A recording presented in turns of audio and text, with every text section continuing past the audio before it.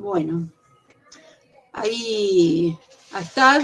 Bueno, perdón por la insistencia para los que ya vienen en el ciclo de las charlas anteriores, pero como hay gente nueva, creo que vale la pena presentarnos, ¿no? Yo soy Bettina de Ciuffi, soy coordinadora de Relaciones Internacionales, y en este proyecto, que es un proyecto de la Unión Europea que coordina la Universidad de Coventry, se llama así, ¿no? Incluyendo estudiantes con neurodiversidad. El objetivo es fundamentalmente capacitar gente que pueda trabajar con neurodiversos, pero de ese amplio objetivo, nosotros, el desafío nuestro es concientizar con respecto a estas características de aprendizaje. Obviamente yo no soy una experta, no soy del campo, sí trabajo en la gestión del proyecto y en la coordinación me acompañan María Eugenia Bernal, que está ahí, María Gabriela Ciuffi y Soledad Blanco, que supongo que se sumará enseguida. La coordinación, como les decía, es de la Universidad de Coventry, del Reino Unido, y los socios de Europa son la Universidad de Torino, que es especializado, toman la parte de calidad, de evaluación de calidad, Alicante, que toma la parte de implementación metodológica, la Universidad de Macedonia, en Grecia, a pesar del nombre, es en Grecia, ellos han tomado la parte de capacitación, Guadalajara y Colima también son responsables de los tramos o paquetes, como se llaman en estos proyectos Erasmus, de paquetes de trabajo. Nosotros somos asociados, pero bueno, tenemos las mismas obligaciones. Y las universidades argentinas que participan son estas, ¿no? Rosario, San Juan y Jujuy. Les decía que el objetivo del proyecto es identificar y desarrollar buenas prácticas y ver de qué manera estos estudiantes no solo no son expulsados por el sistema universitario, son preparados, porque estamos trabajando con algunos alumnos de quinto año de nivel medio, no solo no queremos que se vayan, sino que además queremos de alguna manera acompañar la inserción laboral de estos estudiantes. Así que esos son nuestros objetivos y fundamentalmente estamos empeñados en generar conciencia de que nuestros alumnos son, gran parte de nuestros alumnos son neurodiversos. Obviamente es una tarea enorme porque la mayoría de nuestros estudiantes llegan sin diagnóstico, incluso por entrevistas que hemos tenido, algunos de ellos también esconden su situación, precisamente para no ser estigmatizados, pero bueno, acá estamos para acompañarlos, para acompañar su proceso de aprendizaje, y creemos que una de las formas de hacernos cargo del tema es invitando especialistas en un conjunto de ejes o de módulos, que son estos, que venimos desarrollando y que entendemos que por lo menos nos ponen en una caja mínima de conocimientos para poder atender los casos de neurodiversos. María Eugenia, ¿algún comentario? Sí, solo ratificar esta idea que tiene el proyecto y fundamentalmente esta decisión de Bettina, que en el marco de la sensibilización de la temática, trabajar distintas instancias, con docentes, con tutores que tienen las facultades, y eso crea un espacio de sensibilización y conceptualización también. Y en el proyecto, mientras lo vamos transitando, como todo proyecto tiene luces, tiene sombras, pero nos ha permitido también hacer un recorrido sobre la normativa nacional e internacional que tiene la temática. Y esto es interesante porque estamos indudablemente frente al umbral de nuevos tiempos con relación a la inclusión y a la integración de estudiantes. Y para que esa integración sea efectiva, entonces trabajar el campo de las neurodiversidades como ya acciones concretas dentro de la universidad. Creo que este proyecto va a permitir y posibilitar esa posterior instancia. Mientras en esta etapa el proceso, vuelvo a repetir, que muy bien y visionariamente nos dijo la doctora Ciuffi, es sensibilizar, y eso permite entonces no solo integrar otros recursos humanos, sino siempre ampliar el campo conceptual de este trabajo que seguramente va a tener sus frutos a partir del desarrollo de todo este proyecto.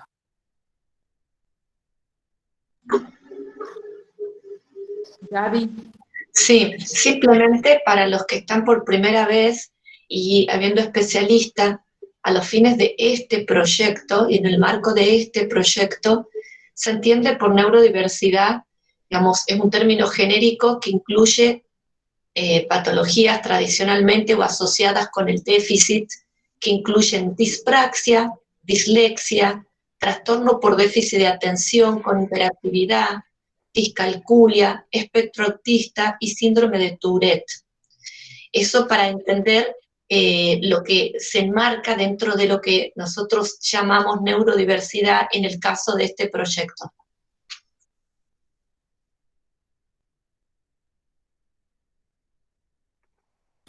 Está con el micrófono apagado. Bueno, ahí está. No, les decía que se me cortó la señal un minutito, así que gracias por cubrir. Bueno, entonces le damos la bienvenida a Gabriela Rosconi. Generosamente ha aceptado compartir con nosotros. Y bueno, Flavia va a hacer referencia a su currículum y después le damos la voz a Gabriela. Bueno, buenas tardes a todos. Hoy estamos complicados, jefa, porque me entran las autorizaciones para ingresar, así que se interrumpe. No sé si la quiere presentar a usted, si no se superpone. Mándamelo porque yo no lo tengo. Si no, Flavia, poneme a mí como administradora y yo me encargo de las admisiones. Bueno, a ver. ¿Cuál es más rápido? Hago el intento de ir leyendo así rapidito. Si se corta mucho, bien. Esperen un ratito. Bien. María Gabriela Rosconi es docente investigadora de la UNT, profesora adjunta en la asignatura psicolingüística de la Facultad de Psicología, miembro del proyecto de investigación PIUNT, potencialidades epistémicas de la lectura, escritura y oralidad en contextos educativos, perspectivas y prácticas de estudiantes y docentes, coordinadora de estudios de la carrera de Tecnicatura Universitaria en Acompañamiento Terapéutico de la UNT, consejera del Honorable Consejo Superior de la UNT, directora del Servicio de Evaluación, Asistencia e Intervención Neuropsicológica y Psicolingüística del Centro Único de Atención Psicológica CUAP de la UNT, docente de la carrera de posgrado, de la diplomatura en Neuropsicología Aplicada, docente de secundario, coordinadora del área de una escuela pública, asistente y expositora en numerosos congresos. Bienvenida, muchas gracias y espero que me hayan entendido. Bueno, muchas gracias Flavia por la presentación y muchas gracias por la invitación. Realmente es un placer para mí estar hoy con ustedes.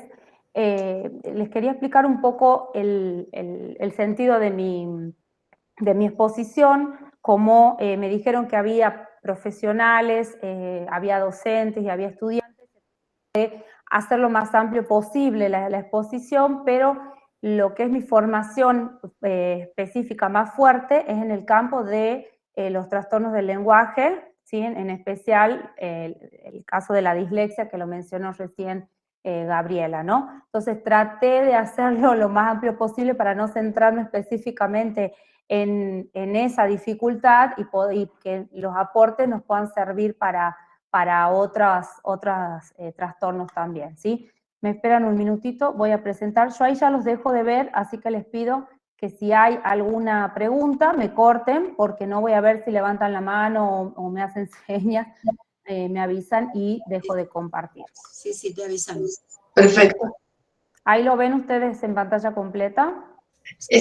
Ahí está, sí. Bien, bien. Bueno, la propuesta que me hicieron para el día de hoy tenía que ver con esta idea de los métodos de aprendizaje activo para mejorar la participación de estudiantes neurodiversos, y yo le agregué esta cuestión de una pregunta, ¿no? De decir, ¿puede ser un método para todos? O sea, estos métodos de aprendizaje pensando en este niño, esta niña, este adolescente o este joven que aprende de una manera diferente, ¿puede servirnos para todos? ¿O tenemos que pensar que estos estudiantes neurodiversos requieren algunas adaptaciones que son solo para ellos, ¿no? Lo primero, bueno, breve alusión a qué son los métodos de aprendizaje activo, que me imagino que todos los conocen, pero tienen que ver con cómo el docente puede adaptar las clases a partir de presentarle a estos alumnos actividades en donde se los convoque a tener un protagonismo, ¿sí? Cualquier actividad que donde ellos se sientan protagonistas va a hacer que estos alumnos sientan que su aprendizaje, más allá de las dificultades que puedan tener, es un aprendizaje activo y a la vez esto redunda en la idea de mostrarles que son capaces, ¿sí? Las actividades también van a promover el involucramiento de los estudiantes en estas actividades donde se promueva el pensamiento crítico, es decir, el posicionamiento personal frente a alguna situación en donde ellos tienen que poder pensar por sí mismos, dar su opinión y también quizás las discusiones que pueden tener con sus otros compañeros o con los docentes, ¿no? Discusiones productivas, ¿sí? Estas discusiones en donde podemos poner distintos puntos de vista frente a determinados. Y además se tiene en cuenta en estos métodos la particularidad con la que aprenden los alumnos en función a sus ritmos de aprendizaje. Un poco lo que ya comentaron acerca de la neurodiversidad, que lo deben haber visto en las reuniones anteriores, tiene que ver con estos diferentes estilos cognitivos, ¿no? Estos diferentes modos de procesar la información, que en general siempre han sido vistos, cuando nosotros decimos alumnos neurodiversos, parece que habláramos de alguien extraño, ¿sí? Que no aprende o que no procesa igual que yo, y yo sería la norma y el otro sería el que está por fuera de la norma, ¿no?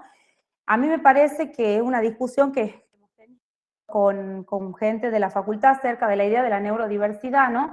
Porque si nosotros empezamos a pensar en que la neurodiversidad iría por un lado y los neurotípicos irían por el otro, estamos haciendo ya como una diferencia que no sé si suma, porque en realidad si nosotros hoy nos preguntamos, todos los que estamos en esta reunión, cómo aprendemos, vamos a ver que todos aprendemos de manera diferente.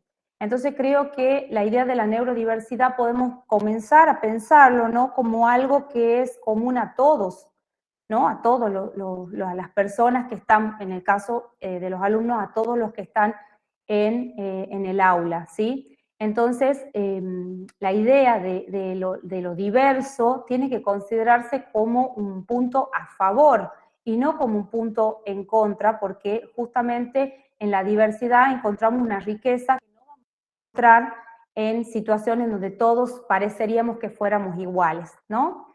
Después hay una frase que se escucha mucho con respecto a los alumnos neurodiversos, que son los casos que mencionó Gabriel al principio, que son alumnos que no siguen a la mayoría, ¿no? Y ahí yo también me vuelvo a preguntar, ¿qué sería no seguir a la mayoría? ¿No? O sea, la mayoría serían estos neurotípicos y el alumno que no sigue es neurodiverso. ¿Y qué pasa cuando son muchos los alumnos que no siguen a la mayoría, ¿no? O cuando no hay una mayoría, porque cada uno piensa de una manera diferente, procesa de una manera diferente, y entonces sería difícil poder diferenciar quiénes serían la mayoría y quiénes la minoría, ¿no?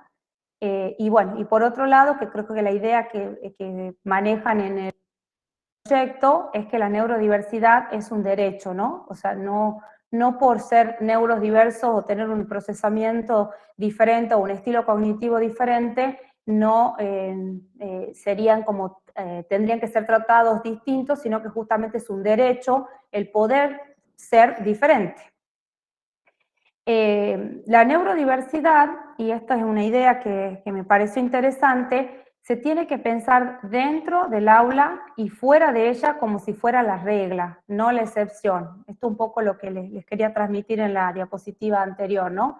porque en realidad, como les decía recién, si nosotros nos ponemos a conversar hoy cómo cada uno de nosotros aprende o procesa, veríamos que no llegaríamos a un consenso en de que todos, o qué sé yo, un porcentaje alto, el 80% estudiaría de una manera o aprendería de una manera y solo un 20 o un 10 estudiaría de otra. Entonces, la neurodiversidad tiene que pensarse como una regla, no como una excepción.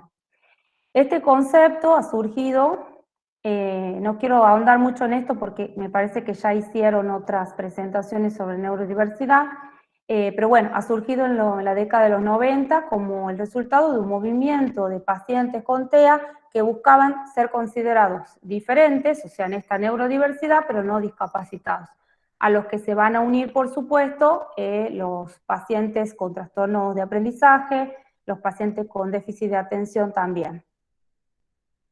Bueno, ¿qué ideas podemos pensar acerca de esto que vengo desarrollando, ¿no? Primero que tenemos que estar seguros que cada persona tiene diferentes capacidades y un distinto potencial, ¿sí? O sea, cuando nosotros, no sé si hay docentes de otros niveles en el grupo, quizás de primaria o de secundaria. En mi caso, yo además de la facultad enseño en una escuela secundaria, y cuando yo me enfrento a un curso, cuando ingreso a un curso por primera vez, yo ya sé que me voy a encontrar con esta diversidad, ¿no? De que va a haber alumnos que quizás sean muy buenos redactando, otros serán muy buenos en la parte creativa, otros serán buenos dibujando. Entonces cada uno va a tener diferentes capacidades y distintos potenciales, pero también quizás van a tener dificultades en algunos aspectos en donde vamos a tener que ir reconociéndolos también, ¿no? No solo en lo que pueden, sino también en lo que les cuesta. Después, bueno, otra idea es que el desarrollo neurodivergente es una diferencia que debe ser reconocida y respetada, ¿sí? Esto de poder entender que, a ver, no es algo que tenemos que soportar o tolerar, sino que tenemos que respetar. Ay, perdón.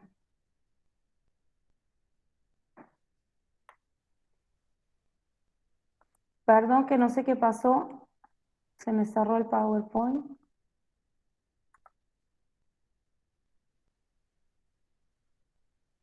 Sí, bueno. Pido disculpas. Tranquila, tranquila, no hay problema. Ahora vamos de nuevo. Es que no me aparece el PowerPoint. ¿No se habrá cerrado del todo? No, lo veo aquí abajo, pero no. A ver. A ver. Cosas de la virtualidad, ¿eh? Ay, sí, es como... Cerrá completo el archivo y volverlo a abrir. Sí, ahora veo de nuevo. Ahí está, ahora sí. Ahí vamos de nuevo. Me avisan si lo ven, ¿sí? Se ve perfecto.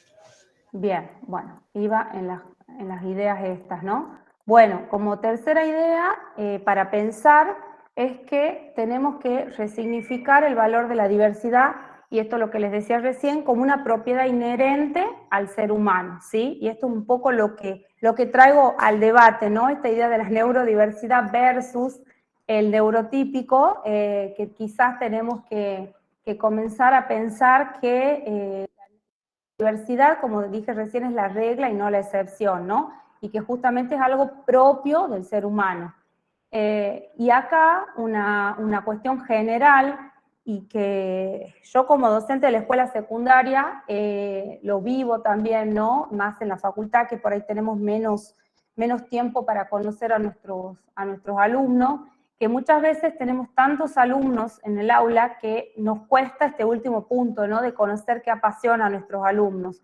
Quizás tenemos que ver en aquellos casos en donde este alumno le cuesta más, o vemos que no puede seguir a la clase, que tiene un ritmo distinto, poder acercarnos también a ese alumno para ver qué lo puede apasionar, para poder pensar en las estrategias que podemos usar a la hora de enseñarle y para que aprenda, ¿no? Bueno, esta frase yo la quise poner así textual como está, no sé si lo conocen el libro, lo tengo acá para mostrarles, ya después les muestro cuando estemos en la charla final. Es un libro que se llama Neuroeducación y Diversidad, ¿sí? Que hay varios artículos sobre distintas problemáticas, y estas autoras que son las compiladoras ponen una frase muy interesante que dice: además, es una necesidad educativa y social que puedan aprender juntos estudiantes totalmente diferentes, porque es lo que ocurre en la vida cotidiana. Cuando se acepta la diversidad en el aula, se reconocen y aprovechan puntos en común y las diferencias se asumen con naturalidad. Podemos desenvolvernos bien en alguna área y no tanto en otras, basándonos en la idea de que cada persona tiene diferentes capacidades y distinto potencial para desarrollarlas, ¿sí? Esta idea, si bien el libro habla de la neuroeducación y la diversidad, vemos cómo vuelve a aparecer esta idea de que cada uno de esas personas que estén en el aula van a tener distintas formas de aprender y distintos estilos, y van a poder ser mejores en algunas materias o desempeñarse mejor con algunas actividades y quizás otras les cuesten, ¿no?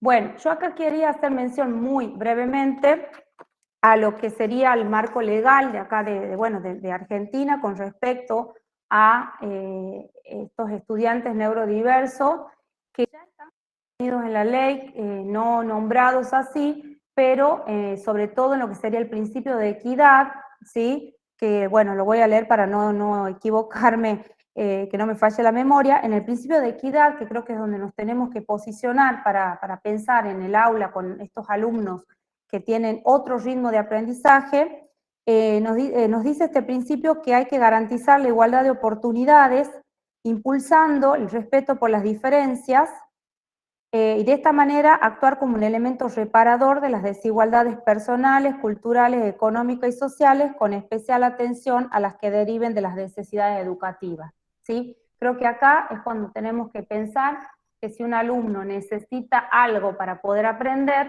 como docentes se los tenemos que dar, ¿sí? Un ejemplo quizás no relacionado a la situación que estamos trabajando hoy de los alumnos neurodiversos, puede ser que, por ejemplo, tengamos un alumno que necesita lentes para poder ver o un audífono para poder escuchar y nosotros se lo neguemos, ¿sí? Porque tiene que aprender de la misma manera que los demás. Bueno, lo mismo pasaría cuando tenemos un alumno que quizás tiene una diferente forma de aprender, que puede ser una dislexia, que necesita estas apoyaturas y que nosotros se la neguemos porque nos parecería que le estaríamos dando ventaja frente a sus otros compañeros, ¿no? Y por otro lado, está la ley, bueno, la ley que contempla las DEA, que es la 27.306, que ya tiene unos años, y no sé cómo será en Jujuy, pero acá en Tucumán todavía no está reglamentada del todo, y bueno, es todo un problema porque ya tenemos dificultades en la formación también docente acerca de qué es y cómo se tiene que trabajar en el aula la diferencia, ¿no? Esta ley lo que establece es un marco legal que define a las DEA, la ley tiene una definición de las DEA, establece, y acá es un punto muy importante, que establece un sistema de capacitación docente. La idea fue con esta ley que la capacitación sea gratuita y sea para todos los docentes, y que se comience a trabajar también en las formaciones docentes, ¿no? En la formación del docente. Y explicita a la vez dos cuestiones esta ley: las adaptaciones que se deben realizar y las consideraciones orientativas, que son generales, y que ahí yo un poquito tengo una duda si es bueno o malo, porque si por ejemplo hay un docente que no está capacitado en dislexia, por ejemplo, y ve esas consideraciones orientativas, quizás piense que esas serían las orientaciones que tienen que ser para todos los alumnos que tengan dislexia. Y ahí, bueno, hay que tener cuidado porque no podemos pensar más allá de que tengan el mismo diagnóstico en dos personas con el mismo diagnóstico que sean iguales, ¿sí? Tenemos que pensar de que cada uno va a tener su diferencia y va a necesitar quizás cosas diferentes. Entonces, frente a estas dificultades o a estos alumnos neurodiversos, tenemos que pensar que hay un trabajo conjunto entre institución, familia y docente. Y acá estamos complicados también muchas veces porque a veces tenemos el acompañamiento de la institución, pero no del docente, o el acompañamiento de la institución y el docente, pero no de la familia, o de la familia sí, pero la institución y los docentes no. O sea, esto sería lo ideal, ¿sí? Que para poder trabajar con un alumno que necesita otras cosas para poder aprender y poder demostrar lo que sabe también, porque también hablamos de la evaluación, que ya lo voy a explicar después, tenemos que pensar en que tiene que haber un trabajo conjunto entre estos tres ejes de que acompañan al niño en todo su recorrido por la educación, ¿sí? ¿Qué tiene que hacer la institución? Y acá vuelvo a decirles que es como lo ideal, ¿no? Lo ideal que tendría que pasar es que una institución capacite a los docentes para la detección temprana. Detección temprana que no significa dar un diagnóstico, sino digamos, cuando realiza tareas con todos los alumnos, como tienen la experiencia de qué es lo que puede ir pasando en distintos momentos, la detección temprana sería ver que hay un niño o una niña que no aprende al ritmo de sus compañeros, y bueno, y comenzar a pensar qué le puede estar pasando, que pueden ser distintos factores que afecten a este aprendizaje, pero al menos ya el docente puede decir, voy a prestarle un poquito más de atención para ver, quizás con un poquito más de tiempo puede hacerlo, pero no tampoco esperar mucho tiempo, que a veces eso ha pasado en algunos casos que nos llegan al servicio de atención que, bueno, que mencionaron recién, que es el servicio que dirijo. Ahí nos llegan niños o preadolescentes que han pasado, no sé, a 6º grado y todavía no tienen un diagnóstico, y bueno, los docentes empezaron a decir, bueno, ya va a aprender, bueno, es que tiene problemas, y se ha perdido un tiempo valioso porque han llegado a casi pasar a la secundaria y aún no están alfabetizados adecuadamente. Lo más importante, porque la capacitación docente también es una responsabilidad del ministerial, pero lo que sí tiene que mostrar la institución es que en esa institución en la que va ese niño o cualquier otro niño con una dificultad o no, se va a hacer el acompañamiento. Muchas veces los papás terminan sacando chicos de la escuela porque después de quizás un año de tener que explicarle a los docentes acerca de qué es lo que necesita este chico o esta chica, los docentes siguen creyendo que en realidad es porque es vago, porque es distraído, porque no le importa, porque no quiere, ¿sí? O porque tiene problemas en la casa. Entonces, la institución tiene que mostrar, ¿sí?, que como institución va a realizar el acompañamiento. Transmitir, por supuesto, que las adecuaciones no son una ventaja, que eso es algo que aparece mucho en los relatos de los padres, ¿no? Como que dice, bueno, yo le estoy dando como más ventaja a este niño, cuando en realidad es lo mismo que les dije recién sobre los anteojos, ¿no? Le estoy dando lo que necesita para poder aprender. Entonces no es una ventaja, sino un derecho. Y algo también muy utópico, que es contar con recursos para la enseñanza de la diversidad, donde se plantean que tenemos que tener recursos tecnológicos y recursos variados para que estos niños o niñas puedan aprender de distinta manera, en función de las necesidades, por supuesto. ¿Qué pasa con las familias? Las familias son el eslabón principal, ¿sí? Porque el niño quizás pasa 4 o 5 horas en la escuela y el resto del tiempo pasa en la casa. Cuando tenemos el acompañamiento familiar, todo es más fácil. Ahora, cuando no lo tenemos, es como mucho más complicado, porque todo aquello que el niño tiene que hacer en la casa cuando vuelve de la escuela, ya sabemos que no lo va a poder realizar. Entonces, como docentes o como institución, ya nos encontramos con un gran obstáculo al no contar con el acompañamiento familiar. Pero bueno, ¿qué es lo que se le pide a la familia, ¿no? En el caso de que sea una familia que acompaña. Primero, el que la familia entienda que sí pueden ayudar, porque muchas veces en la familia hay otras personas que tienen una dificultad para aprender o que tuvieron una dificultad para aprender cuando fueron chicos, entonces dicen, no, yo no puedo, con esto no voy a poder, no lo voy a poder ayudar. Entonces, lo primero es saber y convencerse de que sí pueden ayudar. Esta sugerencia, la segunda, es muy importante porque yo tengo que saber qué le pasa a mi hijo, ¿sí? Si tiene una dificultad, por ejemplo, para la lectura, pero no para las matemáticas, yo tengo que conocer eso, porque voy a tener que acompañar más en las materias que tengan que ver con la lectura y menos en las materias que tengan que ver con las matemáticas. Son un eslabón importante también porque aportan información relevante, porque son quienes lo ven en la casa, porque son además quienes los van a acompañar si tienen que realizar algún tipo de terapias, y también son los que van a ir viendo quizás el termómetro de los métodos que se van utilizando en la escuela, ¿no? Es decir, bueno, con esto le ha ido mejor, aquello no ha podido, se ha cansado mucho, se ha agotado, entonces también ir como trabajando con el docente eso.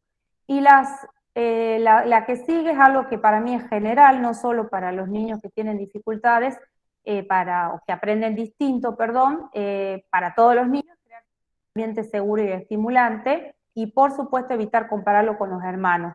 Que no sé si vieron la película Estrellas del cielo en la tierra, que ahí se muestra un caso de dislexia y se ve cómo los papás de este niño que no sabían qué le pasaba comparaban constantemente con las notas que tenía su hermano, ¿no?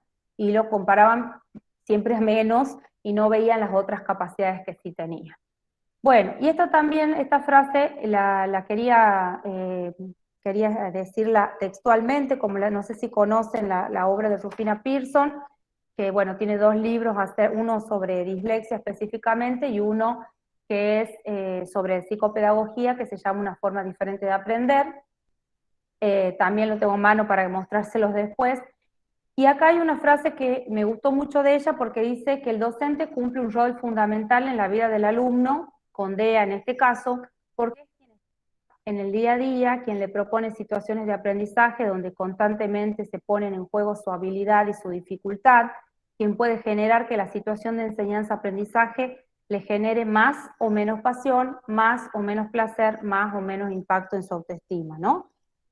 Acá el docente tiene un rol fundamental, sobre todo, perdón que se me cayó el auricular, perdón, sobre todo porque muchas veces el niño no puede aprender o no puede demostrar lo que aprendió porque no ha tenido los métodos adecuados para poder expresar y mostrar todo lo que sabe, ¿sí? Y ahí empezamos a hablar de las adaptaciones. En el caso de las DEA, las adaptaciones son no significativas porque no se modifica la currícula, ¿sí? Sino que lo que se modifica es la forma de enseñar, o sea, quizás, por ejemplo, si hay un niño que tiene una lectura muy dificultosa, quizás se le puede ofrecer la posibilidad de realizar, bueno, hay programas de lectura, ahora hay muchas cosas en la tecnología, o quizás en lugar de darle el libro, le voy a dar el audiolibro o el libro con el audiolibro para que pueda ir siguiendo la lectura. Voy a modificar también la forma de evaluar, ya vamos a ver algunos ejemplos, y sobre todo el acceso a la información, ¿sí? Tengo este alumno o esta alumna que tiene muchas dificultades con la lectura, no le voy a dar un cuento que tenga 5 páginas, por lo menos al principio. Esto no quiere decir que después no lo pueda realizar o que va a llegar a la facultad y no va a poder estudiar, sino que cuando el niño recién tiene el diagnóstico, tenemos que pensar en esta idea del andamiaje, ¿no? Esta idea del andamiaje desde Brunner, con esta idea de que hay que ponerle mucho soporte en un primer momento, ¿sí? Porque acaba de tener este diagnóstico, sabe que tiene dificultades, quizás viene de una historia plagada de fracasos, entonces le tengo que poner mucha apoyatura y en la medida en que voy ya mirándolo y pesquisando de que va pudiendo más, le voy sacando estos andamios, ¿no? Entonces, por eso no quiere decir que nunca va a poder leer un libro o que nunca va a poder realizar una prueba escrita, sino que hay que ir viendo cómo acompañarlo para que llegue un momento en que pueda compensar esta dificultad con estrategias propias, ¿no? Bueno, y ahora sí, las de carácter general, que las traté de hacer, como les dije, muy general para que pueda servir para todos los niveles educativos. Algunas están más dirigidas a la primaria, que es donde se detecta muchas veces la dificultad, pero algunas hay que también pueden usarse en la secundaria y también en la facultad. Esto está determinado en general, esta idea, porque muchas veces este niño, esta niña que le cuesta algo, ¿sí? Aprender de la misma manera que sus compañeros, o prestar atención o leer, es un alumno que muchas veces prefiere pasar como el payaso de la clase, o el divertido, o el gracioso, antes de pasar como el que tiene la dificultad. Es primordial que el docente sepa que hay que acercarse constantemente al alumno y animarlo a preguntar, ¿no? Esto mucho tiene que ver también con el clima que se vive en el aula. Hay a veces grados en donde la pregunta genera risa y por ahí el docente no interviene en esa situación, o hay otros cursos en donde, o grados, en donde la pregunta, más allá de que sea una pregunta que quizás para otro es obvia, no genera ese tipo de respuestas negativas, ¿no?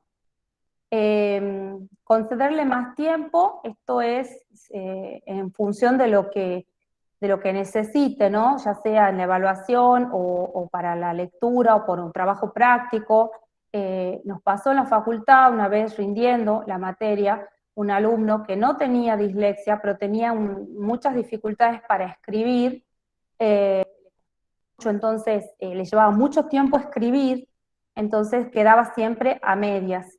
Le ofrecemos, bueno, él nos cuenta, rinde mal, lo citamos y le preguntamos qué había pasado, nos comenta su situación, le ofrecemos un examen oral, nos dice que prefería un examen escrito, pero con más tiempo. Entonces, bueno, dimos el tiempo que correspondía por reglamento al examen, y a él le dijimos que se tome el tiempo que necesitaba. Se tomó creo que 15, 20 minutos más y aprobó el examen. O sea, lo único que había que adaptar en ese momento era la cuestión tiempo. O sea, como para que puedan ver que hay cosas que no son tan complicadas de poder adaptar, ¿no? Bueno, comprobar que han entendido, eso es fundamental, o sea, se complementa con la idea de darles atención. Yo me tengo que acercar al alumno y preguntarle. Algunas personas dicen que, algunos autores, perdón, por ahí plantean que hasta podemos decirle al alumno, a ver, decime qué es lo que tenés que hacer, ¿no? Para realmente comprobar que han entendido, porque quizá le da vergüenza decir que no entendieron. Después, bueno, repetir las instrucciones y consignas, porque muchas veces, si son muchas instrucciones, algunos niños, algunos adolescentes se pierden en tantas instrucciones. Examinarlo oralmente en la medida en que ellos quieran. En el caso de este alumno, no quería el examen oral, entonces se le hizo otra adaptación, que fue darle más tiempo. Evitar que lea en público si no lo desean, que ahí vuelvo al tema de la importancia del grupo clase, ¿no? Porque quizás sea un grupo que lo anime constantemente, o un grupo que se burle frente a las dificultades. Entonces ahí también hay que ver trabaja eso en el aula, ¿no? Esto de la burla. Valorar los progresos siempre con sí mismo.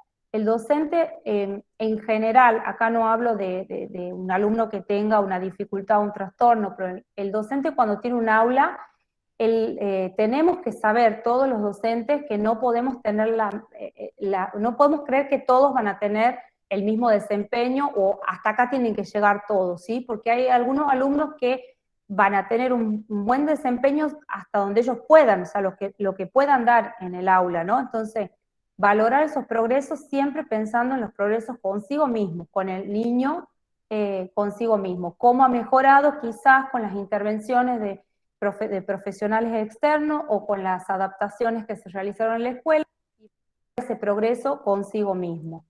Reducir, bueno, la extensión de los textos, ya lo comenté. Hay también otra adaptación que se puede hacer, que para mí es una adaptación que la podríamos hacer con todos los alumnos, y es que si vamos a trabajar quizás el día de mañana con la evaluación a partir de la lectura de un texto, yo al texto se lo doy el día anterior, para que lo pueda leer tranquilo en la casa. Si no, todo el tiempo que necesita para la prueba lo va a usar para leer. Y esto se lo puedo dar a todos los alumnos, no es necesario que se lo dé solamente al alumno que tiene dificultad. No sé cómo voy con el tiempo, ¿no? Si me pueden avisar.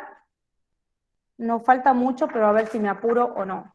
5 minutitos más, Bien, Gabriela. perfecto.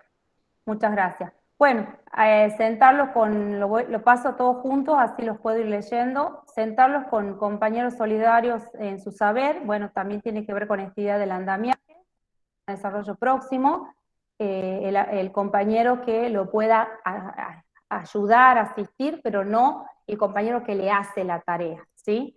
Permitir el uso de recursos tecnológicos, en el caso que se pueda, ¿sí? Que tenga una calculadora si tiene un problema con los cálculos, que tenga, si puede tener un dispositivo para escribir, ya sea una computadora o una tablet, que a veces en las escuelas, digamos, reparten estos dispositivos, o prestarle en el momento en que esté en la clase.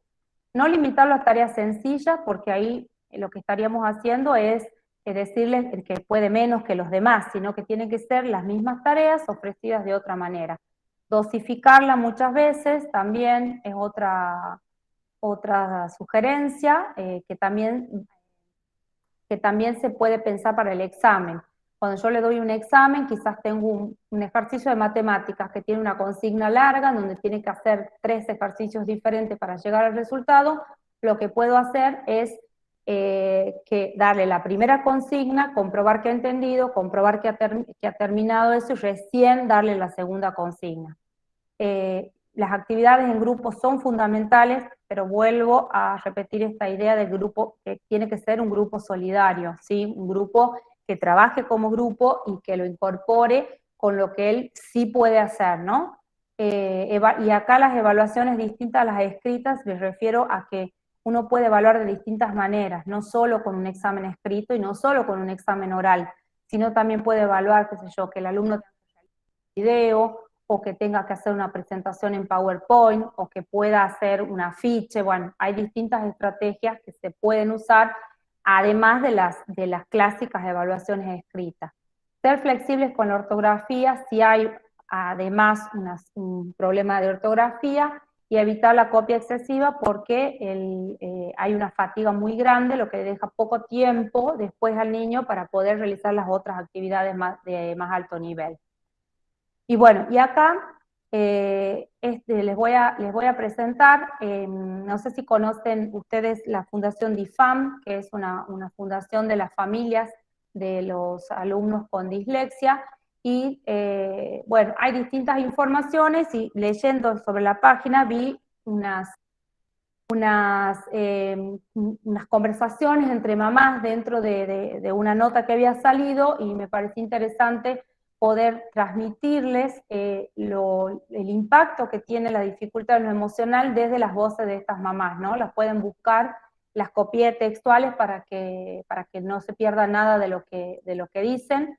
Bueno, en este caso hay una mamá que dice: mi hijo de 17 años, en una charla con uno de sus profesores, tenía que contar si iba a seguir estudiando, y si lo hacía, ¿qué era? Él, muy contento, dijo que seguiría la docencia y ser docente de primaria. El profesor lo paró en seco y le dijo: pero ¿cómo vas a enseñar si sos disléxico? Otra mamá cuenta: cuando intenté exigir que le cumplieran las adaptaciones a mis hijas, me respondieron que sería hacer trampa. Y otra dice: ¿pueden creer que un profesor le diga a su alumna disléxica delante de toda la clase que a ella no se lo explica porque es como explicárselo a una persona, o que no levante la mano porque total va a repetir.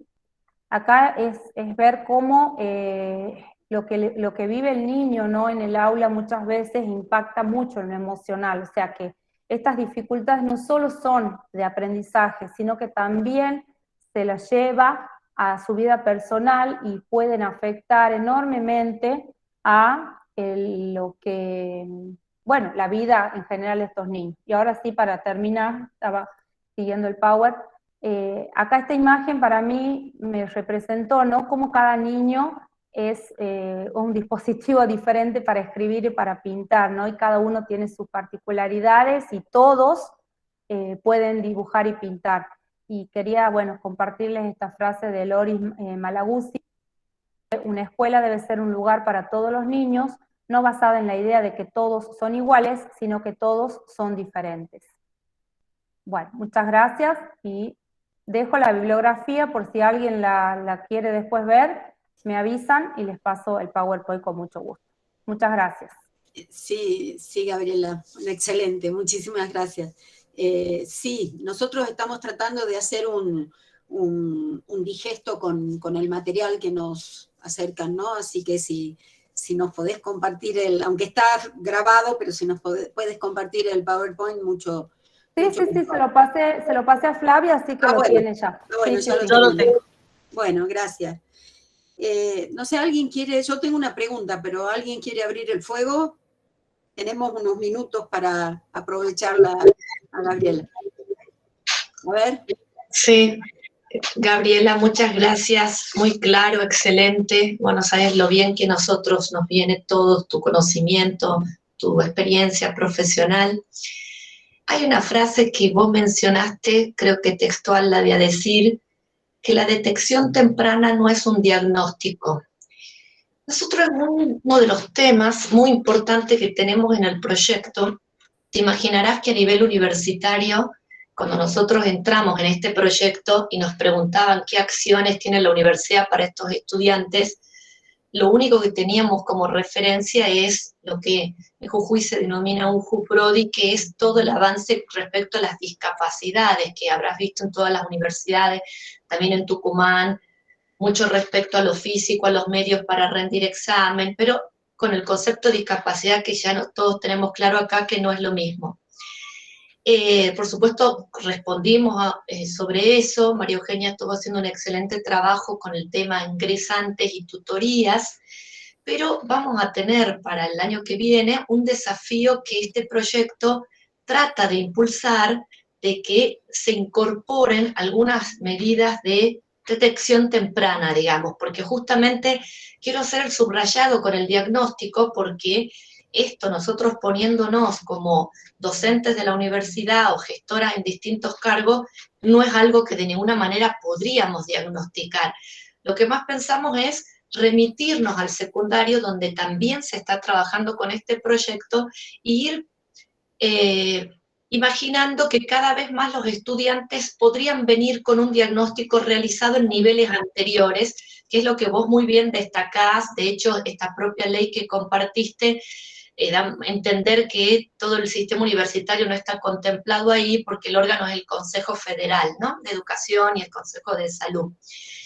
Entonces, en este punto de la detección temprana, que vos te imaginás la complejidad en la universidad por la masividad, porque la estructura es muy distinta, y porque, aunque en Jujuy por ahí hay todavía una presencia de padres que a veces hasta van a acompañar a los hijos a inscribir, que en otros lugares casi ha desaparecido porque ya es una persona autónoma, estamos como con una cuestión bastante frágil de decir, bueno, esa detección, ¿cuánto nos va a llevar? La ponemos a cargo de los que están en el curso de ingreso, les damos estas nociones fundamentales a los docentes. Está pendiente también tener alguna especie de estructura psicológica, psicopedagógica, como tienen las escuelas, pero viste que en las universidades eso realmente va muy en paralelo, o sea, no es un... Y después esta cuestión del derecho del estudiante de si él no se automanifiesta, autopercibe, no busca la ayuda, es un punto bastante complejo de cómo vos avanzás al respecto, ¿no?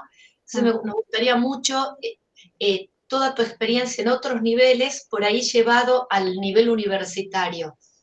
Sí, ahí cuando yo dije esto de la detección no es el diagnóstico, sí estaba refiriéndome más a los primeros años de la alfabetización.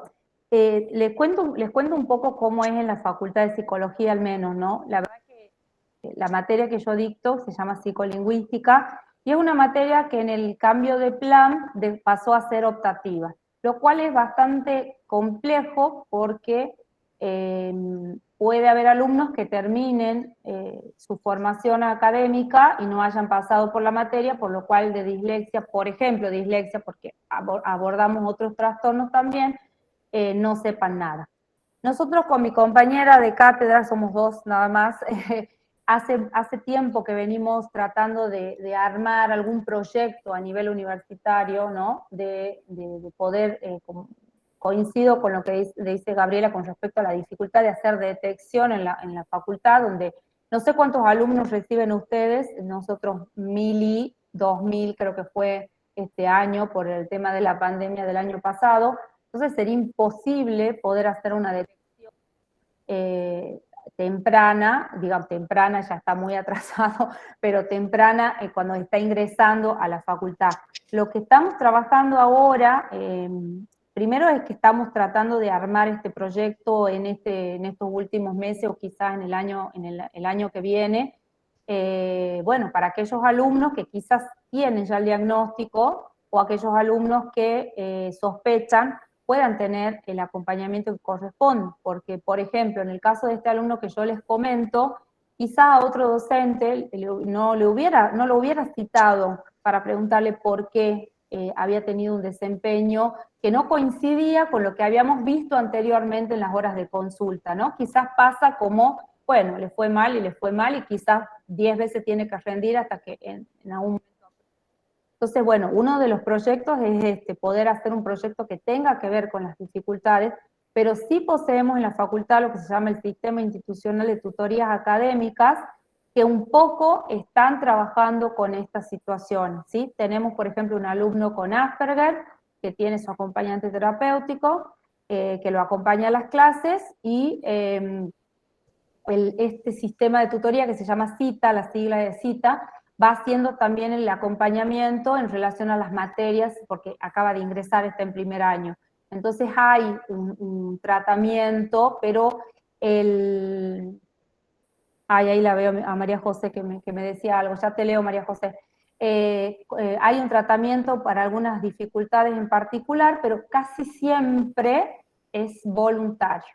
¿Qué quiero decir con esto? Es el alumno el que se acerca a decir yo tengo una dificultad, ¿sí? Entonces eso también complica un montón, la masividad complica muchísimo, pero bueno, estamos en camino a armar este proyecto, porque también nos pasa muchas veces, la Facultad de Psicología tiene un tinte muy psicoanalítico, y bueno, los que venimos de otros palos por ahí nos quedamos medio rezagados, pero bueno, tratamos de hacer cosas como estas, ¿no? De difundir, de estar en los congresos, de escribir en las revistas, para poder, bueno, mostrar otras líneas también de trabajo, y por ahí hay hasta colegas que desconocen estas cuestiones de las adaptaciones que necesitan los alumnos, ¿no? Así que bueno, estamos encaminados y nos gustaría el poder trabajar porque consideramos que, a mí esta frase que yo les compartí recién, ¿no? de este profesor, ¿cómo vas a ser maestro? ¿No? Es una frase que parte en dos a ese alumno, ¿no? Y lo parte en dos porque le vuelve a recordar de que es diferente y es diferente para menos. Entonces, que no lo puede lograr cuando en realidad hay toda una línea de trabajo que tenemos que reforzar, que es el refuerzo positivo, ¿no? En lo que puede, en lo que sí es bueno. Ahí me olvidé de mencionar, me acabo de acordar que bueno, en este libro que yo les comento de neuroeducación y diversidad, plantean también la importancia a los niños, a los adolescentes, de mostrarles ejemplos de personas que tienen dificultades y han podido lograr muchas cosas en su vida, a pesar de las dificultades, y ahí mencionan, bueno, dos ejemplos, que es el de Michael Phelps, creo que así se pronuncia, del nadador, que tiene trastorno, que lo deben haber visto ya ustedes, que tiene trastorno de atención, y el caso de Cher, que es esta cantante y actriz muy conocida, más de los 90, y que tiene dislexia, ¿sí? Y de ahí, bueno, podemos hablar de un montón de personas de la historia que también han tenido dificultades y han logrado, han hecho cosas fantásticas con su vida, a pesar de las dificultades, ¿no? No sé si respondo, Gabriela, a la pregunta. Sí, excelente. Sí, muchas gracias, Gabriela, y ya estamos más que interesadas en conocer el funcionamiento de tu cita y de cómo siga tu proyecto, porque nos viene muy bien. Y si querés, Bettina, contarle lo nuestro, los famosos héroes, que es parte del proyecto, no sé. Una de las actividades que se propusieron en el marco del proyecto era precisamente hacer un concurso de héroes. Esto, ir conociendo casos en la historia y en el presente que les mostraran a los estudiantes, sobre todo a nivel medio, que se habían desarrollado brillantemente en otras áreas, teniendo estas características. Bueno, a nosotros la palabra héroe no nos gustó mucho y en realidad trabajamos con la idea de destacados, ¿no? De personas destacadas. Vos dices Michael Phelps, exactamente, pero bueno, los músicos, Mozart, Beethoven, una colección, Bill Gates, una colección de autistas, obviamente con distintos niveles, pero que nos permiten reflejar esta situación. Con respecto a lo que decía María José, ahí porque tiene que ver con, dice, en mi caso cuando veo los exámenes escritos y me llaman la atención, los derivo al CITA. Yo creo que ese es el objetivo que nosotros nos hemos propuesto en este proyecto, que es que los docentes les llamen la atención, no lo dejen pasar. Ese es un poco el compromiso nuestro, ¿no? Es decir, que tengamos un piso de información respecto al tema que nos permita que cuando tenemos estos casos, que bien decías, Gabriela, a veces los atribuimos a que no les interesa, que son vagos, a que no quieren prestar atención, a que no les gusta la materia, y en realidad yo comento siempre, digo, ¿cuántos en mis tantas décadas de docencia, cuántos alumnos habré tenido en estas condiciones que yo no le presté la atención debida? Y eso por reconocernos ignorantes, porque a los docentes no nos forman, ni siquiera los que estamos en temas de educación, no nos forman en esta cuestión. Eso es una cosa. Y la pregunta que sí te quería hacer, cuando hablas de bueno, elementos que tienen que intervenir, ¿verdad?, en trabajo conjunto entre institución, familia y docente. Respecto a tu experiencia, nosotros tenemos alguna dificultad para identificar de qué manera nos aparece la familia en el alumno universitario, porque generalmente la vemos muy distante. Salvo que sea una discapacidad, digamos, muy manifiesta. Muy manifiesta, sí. Entonces por ahí se acerca, hemos tenido casos de mamás que se han acercado a un JUPRODIS para pedir ayuda, ¿verdad? Para pedir asesoramiento, para esto, para advertir de que su hijo tiene tal o cual características. Pero en general, para los casos no tan agudos, para los casos más leves, que vuelvo a insistir, somos conscientes de que en muchos casos hay algún ocultamiento con respecto a estos casos, pero ¿de qué manera podemos atraer o hacer que el vínculo con la familia sea permeable? Es decir, que podamos acercarnos a la familia precisamente para establecer esta red de colaboración. Sí, bueno, con respecto a lo primero, que es lo que menciona María José en el chat, bueno, María José ha trabajado, ella viene del área de las neurociencias, pero hemos tenido la posibilidad de trabajar juntas en algunos proyectos y creo que esta mirada ya un poco aceitada la tiene de tanto de escucharnos a mi compañera y a mí, porque no es muy generalizado esta detección en la facultad, ¿no?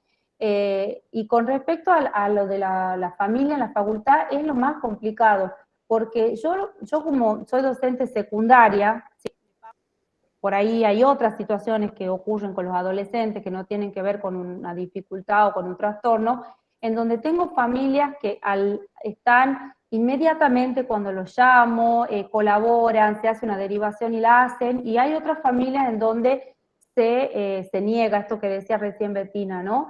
Me pasó hace poquito de detectar un alumno que para mí tiene una clara dislexia, disortografía y disgrafía, todo junto, y la mamá me dijo, no, lo que pasa es que tiene la letra fea. Entonces yo le traté de explicar qué era, que bueno, que si él quería seguir estudiando era importante que tenga el diagnóstico para poder exigir en la facultad que se le adecúen las evaluaciones, y bueno, no hubo permeabilidad ni de ella ni del alumno, ¿no? Entonces creo que quizás en la facultad pasa lo mismo, más como cuando ya tenemos alumnos que se supone que van creciendo en autonomía, aunque nos pasa recién que van con la mamá muchos a averiguar o a inscribirse, o a veces los papás van a mostrarle la facultad o dónde tienen que tomar el colectivo, pero bueno, ya creo que es una cuestión más de la familia, ¿no? Cuando quizás una mamá presente durante toda la etapa de educación primaria y secundaria en la facultad se va a involucrar, ¿sí? Y una mamá que ha estado más bien alejada va a costar mucho más. La verdad que no tengo la respuesta porque también es una pregunta que nos estamos haciendo nosotros, ¿no? ¿Cómo hacer este acompañamiento familiar, ¿no? Dentro de lo que es la universidad. Y vuelvo a repetir algo con respecto al concepto del andamiaje que les mencioné. La idea siempre es que ya sea por cualquier dificultad que tenga el alumno, vaya creciendo en autonomía, ¿sí? Entonces poder ofrecer el andamiaje cuando más lo necesite, y después cuando vemos que va pudiendo lograr cosas por sí solo, comenzar a sacarle esas apoyaturas también es una buena forma de ayudarlo, porque no siempre vamos a poder estar con este acompañamiento, ¿no? Que me parece que también eso es un tema a pensarlo en la facultad. Muchísimas gracias. No, Gabriela Ciuffi. Sí, algo levantó la mano. Sí, te voy a decir algo que no lo tengo chequeado más que por tema informativo y por movimiento de los padres, y de hecho porque está fijado un día donde se habla del tema, que es el autismo. Se puede decir que dentro de todo esto que estamos describiendo ha tenido como un movimiento distinto a la actuación de los padres respecto del autismo, y que ha tratado, porque en realidad nuestra puerta de entrada a este proyecto siempre fue como lo primero que nos apareciera el autismo, después fuimos viendo en detalle discalculia, disgrafía, que en mi conocimiento es como mucho más prehistórico, ligado a la enseñanza, ¿no? Pero hay un efecto, no sé si ayudó mucho los personajes, las series, en la postura que tomaron los padres, que en realidad es la lucha muy grande de que no quede como discapacitado ese chico, y es donde más veo el señalamiento de que es diferente, de que la conexión neuronal es diferente. Quizá ahora lo de Asperger también, con lo de Greta, que se hizo tan conocido, y otros personajes también, pero no sé si aún englobado dentro de la misma definición hay como un movimiento especial con el autismo en sí mismo. Sí, acá en Tucumán también, sí, hay todo un movimiento. Yo lo veo en relación a la dislexia, que es como más campo de intervención y de información, yo no veo acá en Tucumán tampoco un movimiento muy grande, sí en relación a los TEA.